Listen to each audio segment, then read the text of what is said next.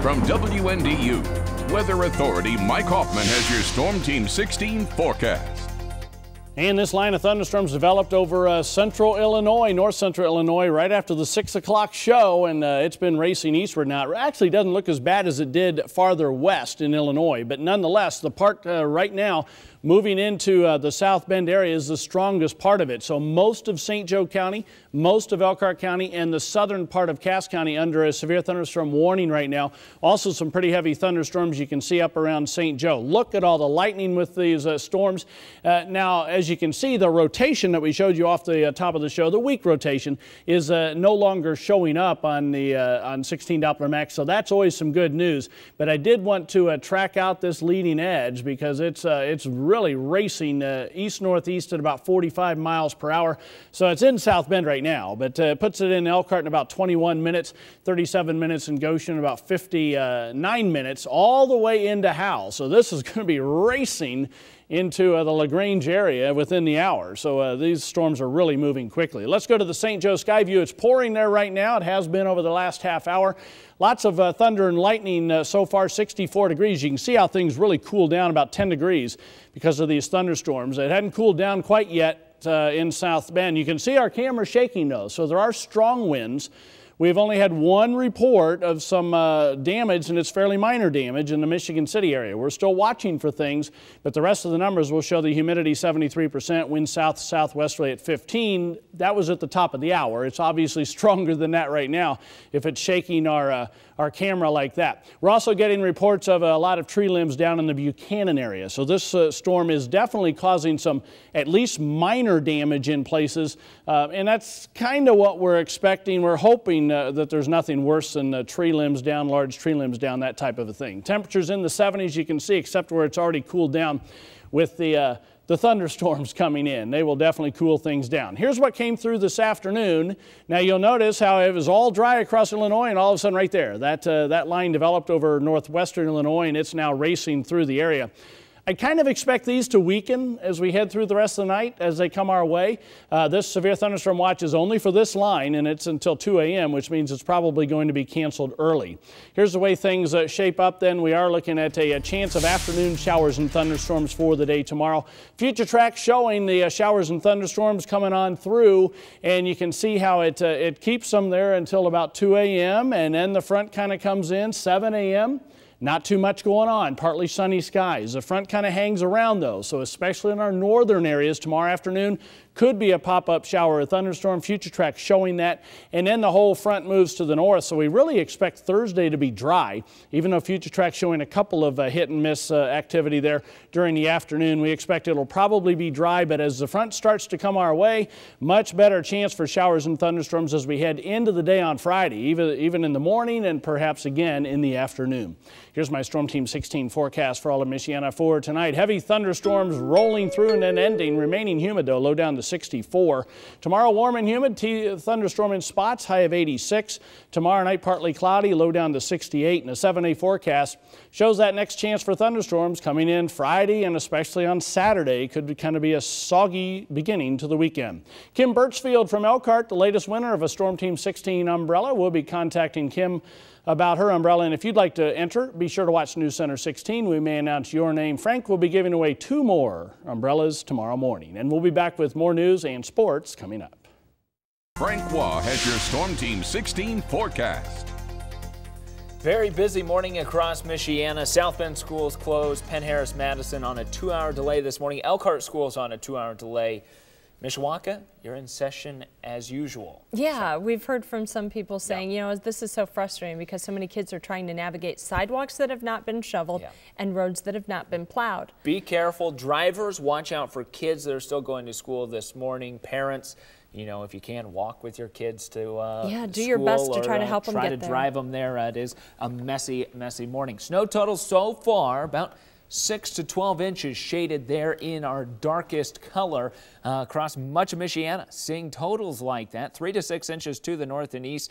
That does include LaGrange, northeastern Cass County. You head further to the north and east, a lesser amount. So this storm system shifted just a little bit, bringing a bit more snow to northern Cass County and northern Berrien County. than we initially thought. Let's take a look at how things stand this morning. We've got pictures coming in. We've got live video from outside with our Skyview 16 camera. This is 9:33. You can see traffic moving along this morning.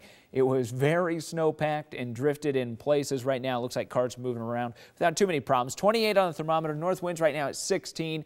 Upper 20s all across Michiana. You factor in the wind, though, it feels more like 16 degrees. So bundle up as you head outside this morning.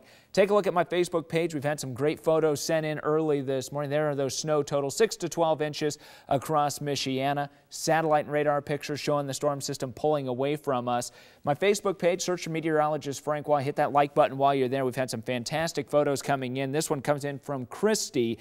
8 inches in Stevensville this morning. She measured that at 6 a.m. This is the kind of photo we need. Shows us, or excuse me, I said 6 inches. That is 8 inches there in Stevensville. This one here coming in from Clunette, 9 inches, and notice it hanging off of the roof. This is very heavy snow. Look at this. This is a cool picture. This is from Michael, 10 inches. This is south of the bypass. They've got the ruler there on the picnic table in the backyard. Christy showed this. Those are her footprints from 6 o'clock last night, so pretty well covered up. Jill Larson posted this one in Goshen. Notice the tire tracks. Good deal of snow there in the road. Let's take a look here at 16 Doppler Max, and we can show you that we are snow-free at this point. Satellite and radar picture shows the system pulling away from us. That is good news as you get outside and plan your day. That satellite. Let us know, though, if they need to do that. It's a crawl right now on the bypass, so keep that in mind.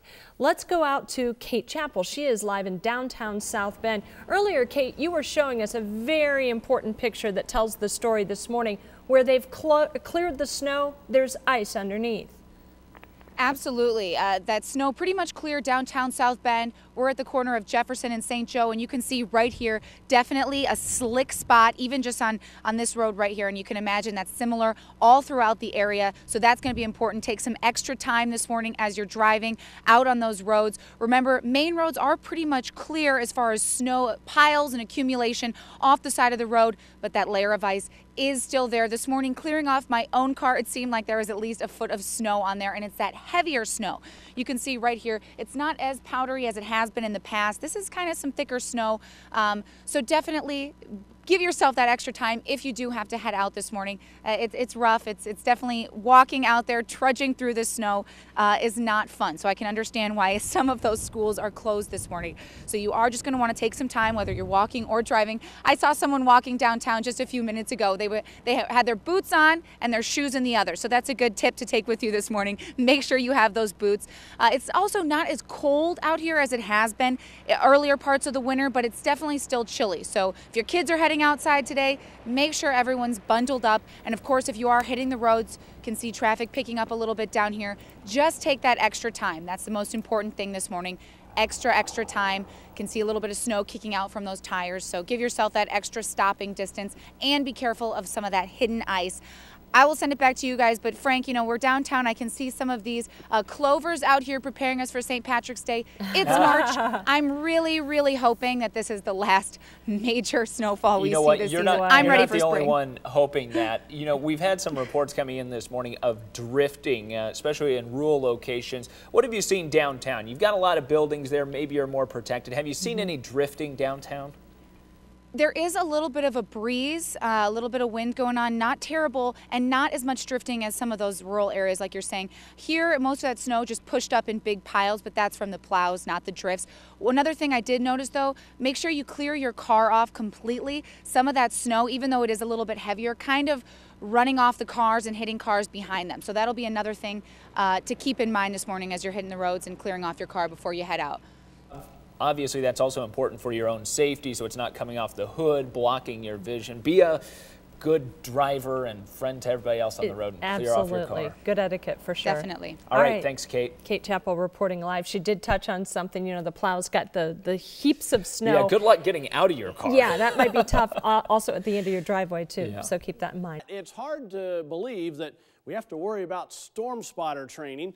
But we have to do it before the storms start hitting, and so this is a good time to do it. So for St. Joe County, this is next Monday. There are multiple tornado warnings. We know there have been some touchdowns already.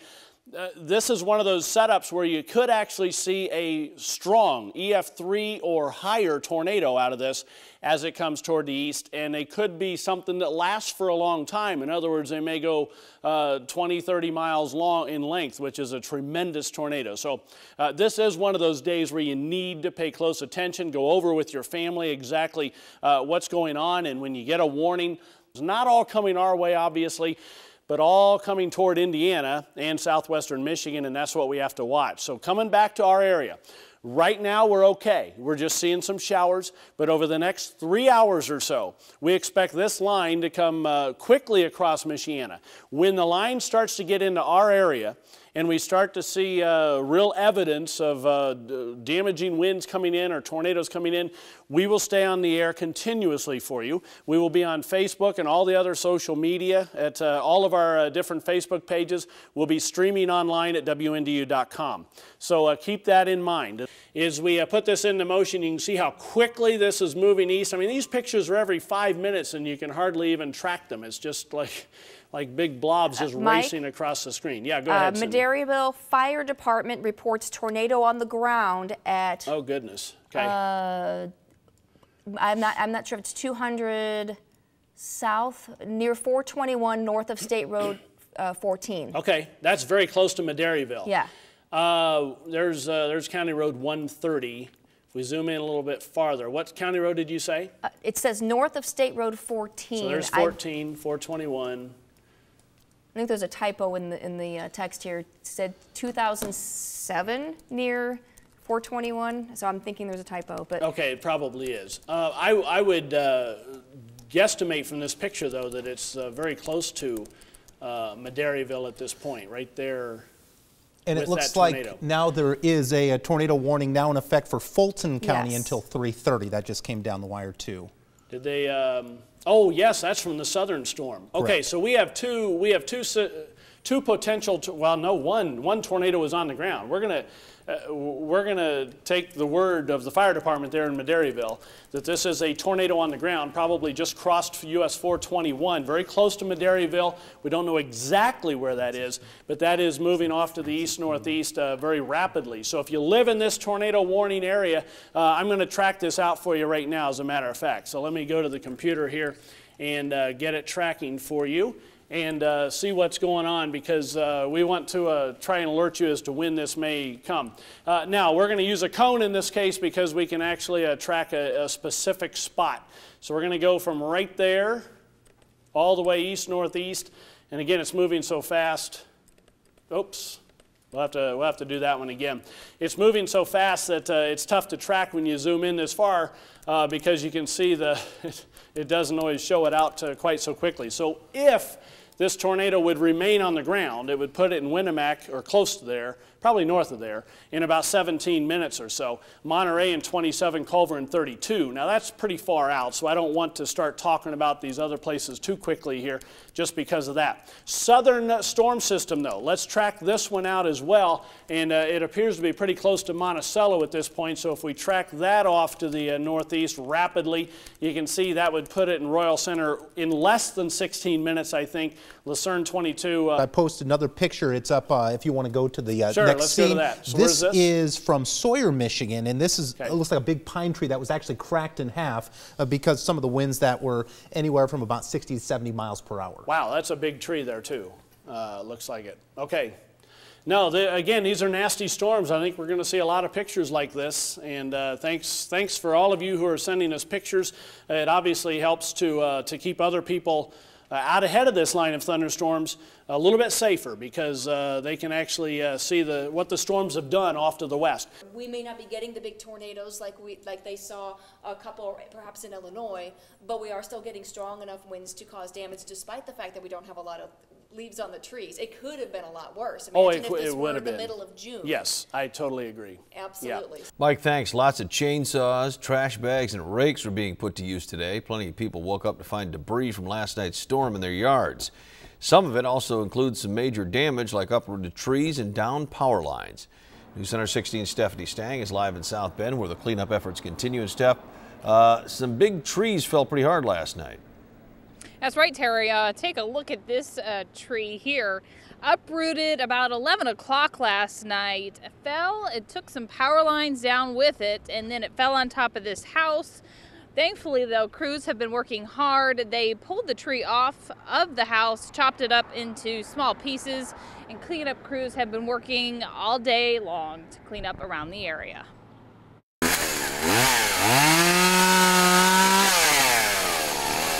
These are the sounds that woke up this neighborhood. That's all I mainly heard was the thunder and lightning, and then the electricity triggered off a couple times. Storm started rolling in just before midnight. Yep, I knew there was a storm going on, and I mean it was coming down very, very hard, and the wind was blowing. But I didn't think it was significant enough to take down any trees, but apparently it was. I've heard the chainsaws going across the river too. It hit different parts of Michiana, cutting off electricity and downing trees. And then it just, I mean, it was bigger, louder, and it didn't last for more than a minute, I would say, minute and a half. By early morning, many were already cleaning up and clearing away what they could, especially Norma Hedman, who got trapped by a tree when hers fell across her driveway. Right. So I have to have somebody come out and cut it up so I can get out of my drive. Canopy on my boat blew off. I'm going to be busy today. Just trying to pick up, clean up. I'm sure like a lot of other people are around the South Bend, Mishawaka area. And they have been busy cleaning up today, but an unlucky situation here for the landlord that owns this house. From what I've been told by the neighbors, he just remodeled the entire house, and he also had one of the large trees in this area cut down and decided to cut down apparently the wrong tree because the other large tree here decided it would fall last night. So apparently unlucky situation, but no one was injured that was living in this house. Also, I do want to note that power was just recently restored within the past 10 minutes here on Howard Street. We're across the street from the Howard Street Food Mart, thankfully, because I've had about a dozen people come up to us within the past 10 minutes and ask, when is power going to be on? Because we had utility crews behind us here for about the past half hour working on the power lines, as you can see above me here, that have been restored. So power is back on in this area of the South Bend. All right, so at least a little bit of good news there. Things look pretty bad. Is this the worst of the damage in our area? No, it's not. From what I've been told, the south side of the city has the worst of the damage. About an hour ago, 1,300 customers, according to I&M, were without power. That number is dwindling, of course, but some people are still without power, probably on the south side of the city. All right, Stephanie Stang reporting live tonight from South Bend's northeast side. Thanks, Steph.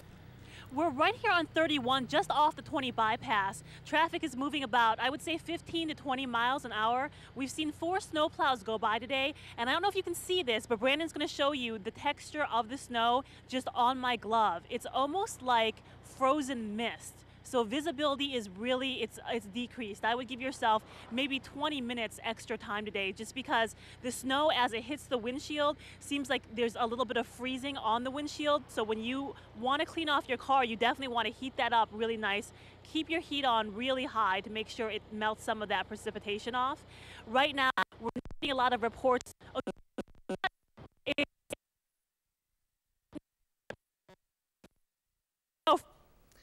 We apologize for that. Can you hear me, Tricia? At the moment that we lost you, we had a flash of lightning. So it looks like, and Frank, you would know better than I what this is called, thunder snow. I've never actually heard that before, but I heard a crack of thunder. And right now, if you can see behind me, this truck is moving really, really slowly. We had basically, at the moment that we had that thunder crack, just almost like a downpour of snow, almost if you were in a heavy rainstorm, the snow equivalent of that. All right, stay safe out there, guys. I'd go ahead and put the mask down on the truck. But yeah, you could have some lightning out there. I just took a look over at 16 Doppler max. Once we get dark, everything's going to stick, and temperatures are in the upper 20s, and this snow is going to last through the evening the way it looks. You can see it's it's snowing everywhere on 16 Doppler Max. So here's my weather headlines. Heavy snow is obviously the biggest part of the weather. There'll be some blowing snow in the outlying areas, but because it's a fairly wet snow, it won't blow around a lot, I don't think. But the key thing is, and this will keep us from getting too much snow, is it's not going to last real long. It looks like it'll begin to taper off quickly after 11 or 12 o'clock this evening. So most of this snow is coming before midnight. We'll have more on the forecast, let you know how much we're expecting where you live coming up. Mike, thanks. Of course, we are in the heart of the afternoon rush hour, and doesn't it figure we're also smack dab in the middle of a late winter snowstorm. Hundreds of plows are spread across our 10-county viewing area from Stevensville to Shipshewana, and if you didn't think that the roads were slick and could cause accidents, Kevin Lewis is standing by at State Road 933 with some hard evidence that those roads are slick. Kevin. Isn't that the truth, Terry? We talked to you at 5 o'clock. I walked back out here around 5:25, and wouldn't you know, we've got an accident blocking one of the northbound lanes right here at 933 and Door Road near the Holy Cross College entrance. Doesn't appear to be any injuries in this accident, but that blue Lincoln with heavy front end damage blocking a northern lane. Like you said, Terry, this proof in and of itself why you need to drive nice and slow with conditions like this. Mike, Cindy, and Frank were all saying that the southern counties were going to get hit the hardest. And while it's bad here in St. Joe County, it's even worse in Stark, Pulaski, Fulton counties. Some folks had a chance to head outside and try to take a look for Comet Pan stars, and some folks actually got a picture of it. And I had the pleasure this evening of talking to the Terra Ag Appreciation Banquet in Wakarusa this evening, and of course a lot of folks there have agricultural or farming interests, and they are wondering about this coming season. Well, I can tell you we're starting off completely opposite of what we did last season when we ended up in a drought. Last year it was warm. This year, as we head into spring, we're looking at snow. Still lake effect snow to the north of us. As we head towards Sunday morning, guess what? Another system bringing us more snow. I don't think it'll be quite as windy as this system goes on by, but nonetheless, it will bring some more accumulating snow as we head into Sunday. Here's my Storm Team 16 forecast for all of Michiana for tonight. Windy with snow and blowing snow. Another 2 to 4 inches expected in most of Michiana. Low temperature down to 16. 7-day planning forecast shows the blowing snow at breakfast time. Still windy with blowing snow at lunchtime, and then lake effect snow showers at times during the day tomorrow. Yellow day because of that. High temperature of 21. Sunday, another yellow day. We'll see some snow in the morning, not quite as cold for lunchtime, up to 25, but then a chance for snow as the colder air starts to sweep back in. And because of the extreme cold, I am going for a red day on Monday, and that'll probably continue on Tuesday as well. Lake effect snow showers likely throughout the day with a high of only 3, low of -10. Tuesday's high -1, and then a low of -15. I'm now expecting for Wednesday morning as it clears off, and partly sunny skies expected Wednesday with a high back up to 5, and it's all the way back to 20 degrees by next Friday, although there is another chance of snow. Good evening, I'm Gabby Gonzalez. Terry has the night off. We'll get to those stories in just a few minutes, but first, a line of storms is headed straight for our area with a severe thunderstorm watch now in effect for much of Michiana. Let's head right over to Mike Hoffman in the Storm Team 16 Weather Lab for an update on the conditions outside. Mike? Thanks, Gabby. And in fact, it's in effect for our entire viewing area. Let's check out the Michigan City sky view real quick. 72 degrees. You've been having a ton of lightning, very heavy rain, but it is starting to let up a little bit there. Temperatures cooled down to 63 degrees at that spot. Another sky view shot you can see out of St. Joe. And you can see 67 degrees with a lot of lightning there as well. Just got a report of, in Michigan City, some large branches have come down, but at least no major damage so far. Here's the way things look on 16 Doppler Max. You can see the bowing part of the line right there. That's the concern anytime you see a part bowing out like that, because that's typically where the severe weather is probably going to occur. And that's what we're concerned about is the potential of damaging winds. Lightning, a lot of problems there as well, as you can see, and that's going to continue to cause a problem. We do have a brand new severe thunderstorm warning out just issued for Elkhart County, St. Joseph County, and southern Cass County in southwestern Michigan. So that is with this line. Let's zoom in on this. Now, there is weak rotation there. Don't be too concerned about that. We aren't really talking about a tornado in this situation. It's not out of the question of a small tornado, but generally we are dealing with a line of severe thunderstorms with up to 60-mile-per-hour winds. winds. So we'll track this out at about 45 miles per hour, and you can see it would be into Berrien Springs in about 12 minutes, South Bend in 18 minutes, Cassopolis 33 minutes, and Dunlap in about 47 minutes. So we'll continue to watch this storm. It's going to be coming right through the metro area, and probably one of the strongest parts of the storm will be coming through the metro area as well. Doesn't look quite as strong in our southern counties. You folks may get away with no severe weather out of this one, but we'll have to watch it just in case. But the northern areas over the next hour and a half, we're going to have to watch it pretty closely. We'll be back with our forecast coming up. Kate Chappell is standing by in South Bend with a live report of some of the damage. Kate? Well, Tricia, it was definitely quick storms last night, but in some cases causing quite a bit of damage. We asked viewers to send us in pictures from all over the area. Some situations much worse than others. Just take a look behind me where those strong, loud winds actually caused a tree to uproot and fall into this home, bringing a power line down with it. In this case, thankfully, there were no injuries. No one was home at the time of the storm. It all took place late last night around 11. The real winds only lasting about a half hour. Again, in this case, there isn't much damage except some exterior issues. The tree did go through the porch, knocking out a few AC units, loosening a few of those gutters. Really not much interior damage to report. And again, if there is going to be a bright side here, it's never fun to clean up after storm damage, but they are thankful that no one was home during the time of the storm. Well, I got back and it was dark, and I didn't even really notice it until I started to turn in and my lights hit it, and I'm just like, what, seriously? I mean, I just started on this job and I hadn't thought, 2 days in I'd already have a tree down on a house. So, I was definitely surprised, but got to deal with it. Now, we did have the chance to speak with a neighbor just a few minutes ago. They told us they heard the tree collapse last night. They live around the corner, so they didn't actually see it, but they heard it from about a block down. Said it sounded like a firecracker and a loud pop. I'd imagine a very frightening experience. Those strong, loud winds probably kept quite a few people up from that little pocket of time last night. Now, just as a reminder, the power is still out in this neighborhood, and I know in several other areas as well. Tricia? I can only imagine how noisy that was. Plus, lake effect snow dropped several inches in some places all across Michiana, but when will the snow stop falling? And I'm Mike Hoffman in the Weather Lab. Obviously, we're looking at 3 bands of lake effect snow now as that one intense band is broken up a little bit. We'll have details on what's in store for us this evening coming up. From WNDU, your breaking news and weather authority, this is News Center 16 at 5. Good evening, I'm Maureen McFadden. And I'm Terry McFadden. The snow has hit on one of the biggest travel days of the year. And the colder temperatures are here to stay. Take a look at our Skyview 16 camera over the Notre Dame campus right now. Now, the snow started late last night and has blanketed streets and lawns. And it's causing crashes on the always treacherous bypass. More than a dozen trucks and cars slid into each other in the westbound lanes near the Elm Road exit this afternoon. The crashes backed up lanes of the bypass all the way to State Road 19 in Elkhart County, and the slide-offs don't stop there. Mike Hoffman's in the Weather Lab monitoring the cold, snowy weather. And Mike, when will we see some relief from all this?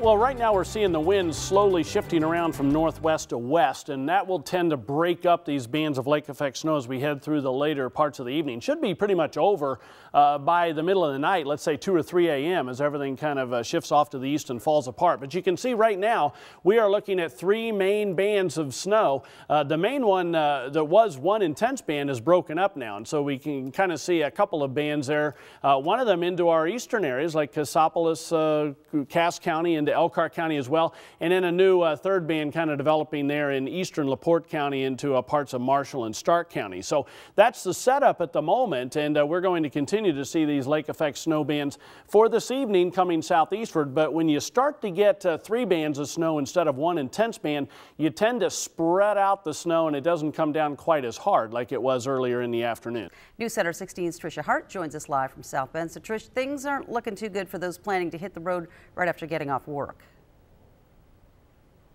We know right now we have a little bit of that darkness coming in, although it has stopped snowing out here. And if you were on the roads earlier today, you know it was poor visibility and we have that lingering snow on the ground. But while the weather may be pretty unpredictable in our area at this time of year, you can count on the fact that there's going to be people getting on the toll roads, driving on their way to Thanksgiving plans, or packing into their airports. And while we do get some lake effect snow, it has slowed people down, but definitely has not stopped them on their way to getting to Thanksgiving. You never know what the weather's going to be like. Planes, trains, and automobiles. A lot of people are driving slower. Millions moving through airports nationwide face delays from winter weather. Midway was really packed. Yeah, there was just a lot of holiday travel going on, like everyone coming home. But those flying in and out of South Bend Airport left with relative ease. It was not bad actually. Chicago, we caught like the first 2 days of the snow.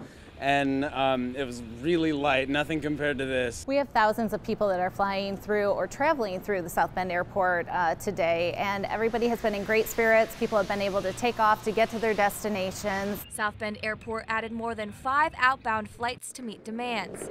A similar move made by the South Shore Line, which added additional eastbound trains to reduce crowding. Most Thanksgiving travel will be done by cars packed full of families. And it was a little sketchy in the morning. And more parents are turning to games and movies to keep their kids occupied as they keep their eyes on the road. Give them something to do. There's fun games you can play together as a family. Right now, music, the children's story music, and I'm going to take them to play afterwards. I thought I'm going to take them to Chuck E. Cheese. I use a portable DVD player because I have a 2-year-old son at home, and whenever we're in the car for longer than an hour, he always has to have something to keep him busy. Now, if you are hitting the roadways tonight, it is going to get dark pretty soon. And just to keep a heads up, if you are driving, gas prices this Thanksgiving are actually lower than they were last year. And people using gas station applications on their smartphones are finding even cheaper gas. So keep that in mind as you're hitting the highway looking to see which stations have the best way to save some dollars and cents, which, as we all know, is very important at this time of year. Absolutely, Trish. So for people leaving late tonight for their Thanksgiving travel, will the roads be any better? Well, right now, actually, on my way down here, I saw several snow plows still out clearing off those excess roadways, but police are reminding folks that the roads aren't going to be 100% perfect for driving conditions. There might be some slush, some potential black ice tonight as it gets colder, so just keep going slow, make sure to exercise patience, and just drive as safely as possible, especially when it gets a little darker out tonight. Right. Thanks for the update, Tricia, and stay warm. When you hear a tornado siren, what do you do? Well, at home I would check the TV if it's not already on and see what kind of time limit they're giving me. We look for a place of security, like the fire department right down the street. While the sirens mean danger, that doesn't necessarily mean that a tornado warning is in effect. And that's the individual community's decision to set the sirens off, but that's usually a pretty good indication that you need to be taking shelter. When your weather radio goes off, then you know there's an official warning, and we'll be tracking storms with 16 Doppler Max to let you know what's coming your way. The National Weather Service is also tracking the storms and using some revised rules this year to decide whether to actually issue a tornado warning. We kind of use a 2 out of 3 rule. We want to have at least a favorable environment, a good signature on radar, or a confirmation from a spotter. And so if 2 of those 3 are in play, that's usually a good basis by which to go off of before you're going to pull the trigger on a tornado warning. So Warngin is the software that we used. Also new this year is what's called impact-based warnings for tornadoes. There will be additional information tagged to it every time. There will basically be 4 levels of tornado warnings now. The lowest level would be a Doppler radar indicated warning. That means the rotation appears strong enough that a tornado could form at any time. The next level up is when a tornado is actually seen by trained spotters or law enforcement personnel. This means a tornado is now confirmed and moving through the warning area. Once a tornado is confirmed and it appears to be a large damaging tornado, there are 2 more levels. The first is a considerable damage threat. This would let you know we are probably dealing with an EF2 tornado or higher. And finally, if a large tornado is headed toward a populated area, the National Weather Service would add a tag of catastrophic damage threat. With the near historic number of tornadoes that were observed in 2011, there was a lot of post-survey interviews with social scientists to try and get an idea of how the public reacts to warnings. Well, typically I'll go look at the radar myself, and if I think it's a severe enough situation, then I'll go to a more secure location. And with the new telecasting, it seems like they can predict them a lot closer, direct the path a lot more, what towns it's kind of coming to. It was indicating that the public is usually looking for 2 confirmations of the tornado being in existence before they would take action. And so we're hoping that with our ability to issue a warning based on what we're seeing on radar and then getting confirmed reports and adding that information into our warnings, that will hopefully heighten the awareness of the public and motivate them to take action. And so with these bullet formats, we'll make it easier for the public and media to just parse out that information. Is it the feeling of the National Weather Service that this would help save more lives? Correct, and we're hoping that this will prompt the public to be more proactive in taking the necessary precautions to protect their life. The purpose of the impact-based warning experiment is to heighten your awareness for life-threatening situations, but it's not designed to de-emphasize any warnings. Every warning should be taken seriously, but it enables us to communicate a level of certainty and a level of threat and risk to you that exists within the different types of tornadic storms. Not enough moisture for these corn plants, that's for sure. Last summer, the dry soil was created by extreme heat and very little rain. It really stressed our corn crop. Ed Leiniger has been farming since the 70s. He was not hopeful last July. Anything short of a miracle, I would be surprised if this does make anything. Today's soil on Leiniger's farm is moist and the temperatures are great for growing corn. This year we're sweating because it's humid and wet. This is what the corn needs. It's 80-degree weather and it's flourishing right now. Yeah, because last year, like you said, belt buckle high in a lot of cases. Yeah, and this year it's over our heads, 7-8 feet up there. And for Leiniger, it's a welcome sight to see the growth of his crop. Although it was planted 2 weeks later than last year, it was right on time for the average year. Last year we had, at this point, we had corn that was fired up. The leaves were pretty well burned up. And the corn was about half this tall. And this year it's flush and green. And a check of the stalks shows Mother Nature is helping our area farmers relax. The ear will come out about right in here because you can kind of feel it in the stalk where it's inside there. And then the tassels will be coming out up here. This is what pollinates the corn, makes the kernels. Yeah, you can see it there now. There it is. Oh, there it is. Wow, that was way down in there. So that's got to come out yet. So you give it another week of weather like this here, it'll be out. If everything keeps going, this is going to be a bumper crop of corn this year. But if the entire country has a bumper crop, prices go way down. So Ed will store his corn in bins like this and sell it later when the price goes up. But normally, you know, you can store it over a year, you know, if you aerate it and take care of it. And a plentiful harvest of corn will also help all of us at the grocery store. Grain prices stay down, the livestock producers should be able to keep their numbers up, which would cause more supply of meat and milk products. They can afford to feed $5 corn, where last year $8 corn got kind of expensive. So from that viewpoint, it should be a little less expensive for the consumers. And with a third of his business tied up in soybeans, Leiniger is also keeping an eye on their growth. They're starting to blossom, so they'll shoot blossoms for quite some time. And some of them will abort and some of them will make pods. And if the weather's right, they make pods. And the right weather is kind of like what we've got now. Last year, even the beans were rolled up at this point. You know, by 9 o'clock in the morning, the leaves were all curled up. The sounds of 2012 are still fresh in Ed Leiniger's mind, but he hopes Mother Nature can keep doing what she has been doing this season. We're more on time this year. Last year we were pollinating early, and between the first and second week is when we normally hit pollination, so we're getting close. We still have July and to get through pollination, and then some rains in August for ear fill and stuff like that yet.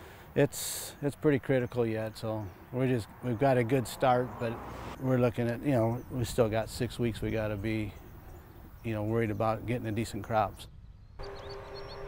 We produce roughly 100,000 ducks a week, and as you know, part of that is going to be a waste product. The waste product in the past we was actually selling back for pet food. Today, that waste doesn't go into pet food. It goes into this. It's just being stirred up like a big blender as a concept, but a lot slower. This overgrown kitchen appliance is known as a digester. We mix stuff from the processing plant, we mix the waste from the processing plant and other byproduct into what I call a reception pit, and that gets pumped into the digester, and I have 3 big agitators that stir it up, and that helps create the methane gas. Bugs inside this clean green vessel do the dirty work, breaking down the waste into a valuable gas. And the methane gas, once that's created, goes to my 3 generators and run the generators, and that produces electricity which goes right to the grid. At full capacity, these generators will produce 1.2 megawatts of electricity. That's enough to power the entire Culver Duck facility, plus more than 100 homes. So the roughly 18 tons a day that was going to pet food is now going to generate electricity. Right now we're selling all the electricity that we generate back to the NIPSCO grid, supplying electricity not only for our processing plant, for homes in this area also. While methane may be the most valuable of the byproducts, it isn't the only one. Every day it spits out what is known as soil enhancement. In soil enhancement, it's like a good starter fertilizer. It's good in nitrogen, potassium, phosphorus, potash, stuff like that. So good for plants, lawns, local farmers. The final byproduct? Water, cleaned on site by nature. The waste that's left over from that digester goes into the wetlands, and that goes through some filtrating systems, then gets cleaned up through cattails and other grasses. It goes into our lagoons, then that goes right out to the pivots, which irrigates the farm fields. Fields that will eventually provide feed for ducks, thus completing this sustaining cycle. It speaks to the quality of Culver Duck and what we're willing to do to sustain the future. In Elkhart County, Frank Waugh, News Center 16. Meet the brown marmorated stink bug. They come from Asia and were first found in the U.S. in eastern Pennsylvania around the year 2000. From there, they have spread all along the eastern seaboard and westward, now inviting themselves into our homes. They mistakenly look at our homes and think they're a hollow tree, which is how they overwinter in the wild. And they come in between the walls and stay there over the winter months. The bugs are harmless to us. They don't bite or sting, but as many of us know from trying to squish them, and as their name suggests, well, they stink. It is a defensive mechanism. The stink bug accumulates an oil in their system that keeps predators away from them. So how do we keep them out of our homes? Well, the bad news is that they are immune to most of the pesticides that are out there on the market. Because pesticides don't work that well, we're left with things like plugging up holes that they can enter the house. Also things like plugging holes in screen windows and basically caulking, that sort of thing, to keep them from entering the living quarters. And if it's not bad enough that these guys are invading our homes, they're also a huge threat to agriculture, corn, soybeans, and all kinds of fruit. And as it moves here and builds up its population, it will become a bigger pest here in Indiana. This year, the first time we've seen any crop damage in the state of Indiana has been here in Elkhart County in a soybean field. We've also found some in some sweet corn fields in the area. This particular pest, when it feeds, has a pointy mouthpiece that's kind of like a hypodermic needle. It will stick that through the pod or in through the husk of the corn and literally puncture that and then suck the juice out. That's how it feeds. Unfortunately in corn, when that happens, you may not even know it's happened until you husk that corn. You pull back that husk and suddenly you notice that there's a bunch of popped kernels. With beans, you can sort of tell. The beans that usually have a dark spot on the exterior and the bean will be shriveled on the inside. And your backyard garden is at risk too. This is a tomato from my yard in South Bend. These little spots are presumably from the stink bug feeding. They will stick their little proboscis into this tomato and then suck the juice out. If the stink bugs are still new to this area, what can we expect in the future? Well, anytime you get a new pest in an area, the first thing that happens is their population just explodes, and that's what we're seeing now, and it'll probably continue like this for probably another 4 or 5 years. We'll see the population peak, and as the local normal insects that we have around here learn how to deal with this pest, the population will begin to die back. But it will probably be 5, 6, maybe 10 years before we see that population actually go backwards.